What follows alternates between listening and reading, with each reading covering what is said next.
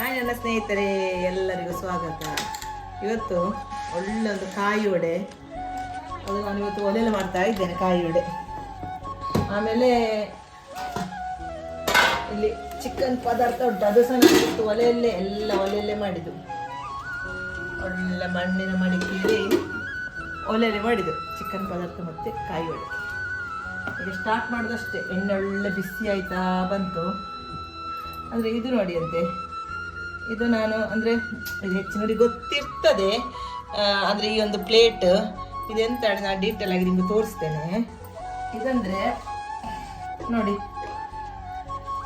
ಇದು ಈ ರೀತಿ ಮಧ್ಯದಲ್ಲಿ ಹಾಲ್ ಉಂಟು. ಅಂದರೆ ಇದು ಫುಲ್ ಕರಿ ಆಗುವುದಿಲ್ಲ, ನಮಗೆ ಪಾತ್ರ ತೊಳಿಲಿಕ್ಕೆ ತುಂಬ ಈಸಿ ಆಗ್ತದೆ. ಹಾಗೆ ಇದೆಲ್ಲ ಸಹ ಪಾತ್ರೆ ಅಂಗಡಿಯಲ್ಲೆಲ್ಲ ಸಿಗ್ತದೆ, ಇದು ಮಾಲಲ್ಲೆಲ್ಲ ಸಿಗ್ತದೆ. ಮತ್ತು ಅಷ್ಟೇ ದೊಡ್ಡ ತುಂಬ ಕಾಸ್ಟ್ಲಿ ಏನಿಲ್ಲ, ಅಷ್ಟೊಂದು ಎಷ್ಟು 150 ಹಾಗೇನೋ ಅಷ್ಟೇ.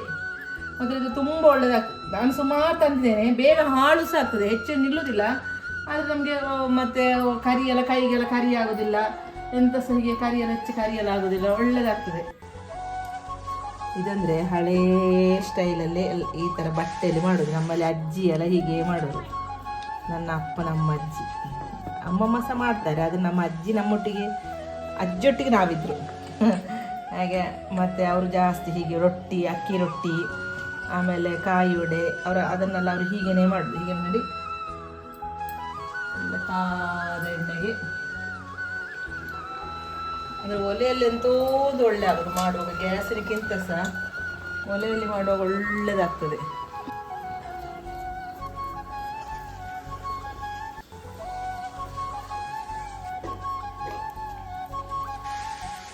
ನೀರು ಬೆಳಿಗ್ಗೆ ನೀರು ಅಂದರೆ ಫುಲ್ ಖಾಲಿಯಾಗಿದೆ ನೀರು.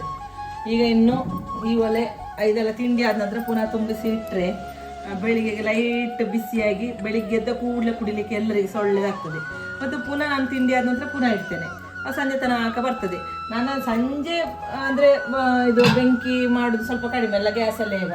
ಆದರೆ ಇವತ್ತು ಈ ವಡೆ ಆಗಿದ್ದಕ್ಕೆ ಮಾತ್ರ ನೋಡಿ, ಇದು ಒಳ್ಳೆ ಚಂದ ಕಾದಿ ಬಂದಿದೆ ಈಗ. ಅಂದರೆ ಒಳ್ಳೆ ಒಂಥರ ಮೊಟ್ಟೆಯಾಗಿ ಬಂದಿದೆ, ವೈಟ್ ಮೊಟ್ಟೆಯಾಗಿ. ಅಂದರೆ ಅದು ಇದು ಅಕ್ಕಿ ಗ್ರೈಂಡ್ ಮಾಡುವಾಗ ಹೆಚ್ಚು ನೈಸ್ ಮಾಡಬಾರ್ದು, ಸ್ವಲ್ಪ ತರಿಯಾಗಿ ಇಡಬೇಕು, ಆಗ ಒಳ್ಳೆ ಮೊಟ್ಟೆ ಬರ್ತದೆ. ಅದು ತುಂಬ ಟೇಸ್ಟ್ ಆಗ್ತದೆ ಅದು.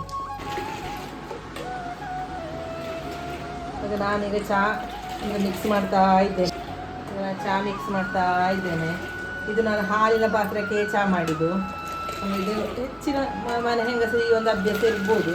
ಸ್ವಲ್ಪ ಹಾಲು ಹಾಕಿದರೆ ಅದಕ್ಕೆ ಸ್ವಲ್ಪ ನೀರು ಹಾಕಿ ಒಟ್ಟಿಗೆ ಕುದಿಬಡಿಸೋದು, ಅಂದರೆ ಪಾತ್ರ ತೊಳೆಯೋದು ಲಾಭ ಆಗ್ತದಲ್ಲ. ಇಲ್ಲದ್ರೆ ಇದೊಂದು ಪಾತ್ರ, ಚಹಾ ಮಾಡಿದ ಪಾತ್ರ ಎರಡೆರಡು. ಹಾಗೆ ಚಹಾ ಎಲ್ಲ ರೆಡಿ ಆಗಿದೆ. ಇನ್ನು ಈಗ ರೆಡಿ ಆಗಿದೆ ಈಗ. ಹಾಗೆ ಮಗಳು ಬಂದಿದ್ದಾಳೆ, ಅವಳಿಗೆ ಅಂದರೆ ಈಗ ಎಕ್ಸಾಮ್ ಎಲ್ಲ ಆಗಿ ಮತ್ತು ಈಗ ರಜೆ ಅವಳಿಗೆ ಒಂದು 10 ದಿವಸ ಅಷ್ಟು ರಜೆ. ಅವಳೇ ವಿಡಿಯೋ ಮಾಡ್ತಾ ಇದ್ದಾಳೆ.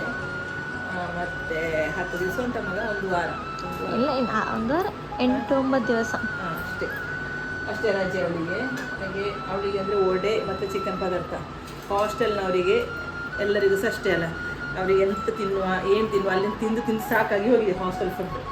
ಹಾಗೆ ಈಗ ಅಮ್ಮ ವಡೆ ಅಮ್ಮ ಹೇಳ್ತಾ ಇದ್ದಾಳೆ. ಹಾಗೆ ನಂದು ವಡೆ ನೋಡಿ ಒಳ್ಳೆ ಹೇಗಾಗಿದೆ, ಕಾದು ಚಂದ ಬಂದಿದೆ ವಡೆ. ಅದು ಅವಳಿಗೆ ತಿನ್ಲಿಕ್ಕೆ ಒಂದು ಅರ್ಜೆಂಟ್ ಆಯ್ತು. ಅಮ್ಮ ಕೊಡಿ ಅಮ್ಮ, ಬಾಕಿ ವಿಡಿಯೋ ಮತ್ತೆ ಮಾಡುವ ಹೇಳ್ತಾ ಇದ್ದಾಳೆ.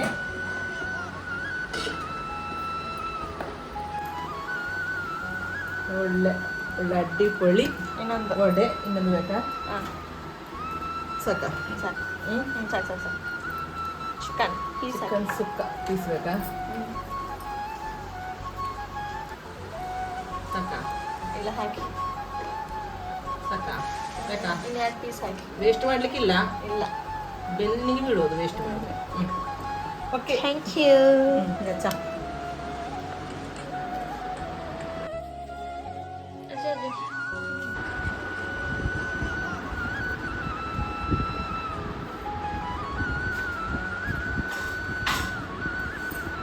ಸೂಪರು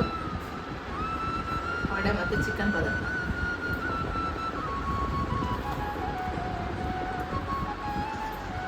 ಇದೊಂದು ಸ್ವಲ್ಪ ಖಾರ ಉಂಟು, ಒಳ್ಳೆ ಮೆಣಸು ಹಾಕಿದ್ದೇನೆ. ಅದು ಸ್ವಲ್ಪ ಖಾರ ಬೇಕು ಚಿಕನ್ನು, ಆದರೆ ಒಳ್ಳೆ ಆಗೋದು. ಅಂದರೆ ಒಳ್ಳೆ ಮೆಣಸು ಮತ್ತು ದೊಡ್ಡ ಜೀರಿಗೆ ಹಾಕಿ ಚೆಂದ ಒಂದು ಫ್ರೈ ಮಾಡಿ, ಎಣ್ಣೆಲಿ ಫ್ರೈ ಮಾಡಿ ಮಿಕ್ಸಿಲಿ ಹುಡಿ ಮಾಡಿದ್ದು, ಲಾಸ್ಟಿಗೆ ಅದು ಹಾಕಿದ್ದು ಗ್ರೇವಿಗೆ ಒಳ್ಳೆ ಆಗ್ತದೆ ಅದು. ಹಾಗೆ ಇವತ್ತಿನ ಈ ವಿಡಿಯೋ ಎಷ್ಟಿರೋದು. ಬಾಯ್ ಬಾಯ್.